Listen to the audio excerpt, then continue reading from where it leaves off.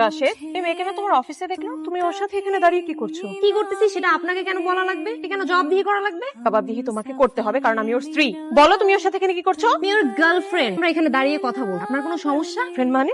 রাশেদ, ও এগুলো কি বলছে? সত্যি তোমার গার্লফ্রেন্ড? রাস্তাঘাটে এইসব নিয়ে আমি তোমার সাথে কথা বলবো না। যাও বাসায় এসে তারপর কথা বলবো। বাসায় যাবো না। তুই করে বলো এই মেয়ে কি তোমার গার্লফ্রেন্ড?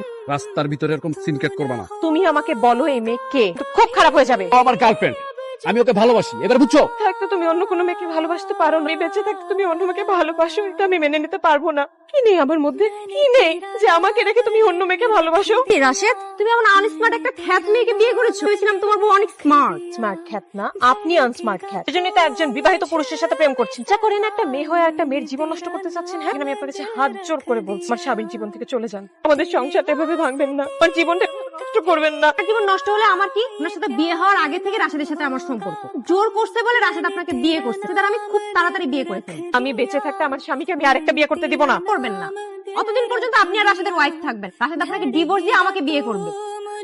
খবরদার, আমার স্বামী আমাকে ডিভোর্স দিবে কথাটা যদি আরেকবার মুখ দিয়ে উচ্চারণ করেছো, জিভ টেনে ছেড়ে ফেলবো আমি। ডাইনি কোথাকার। ও তো সত্যি বলছে, ওকে ডিভোর্স দিয়ে তারপর ওকে বিয়ে করবো। যা ভাই এখান থেকে। जब से तुम हो गए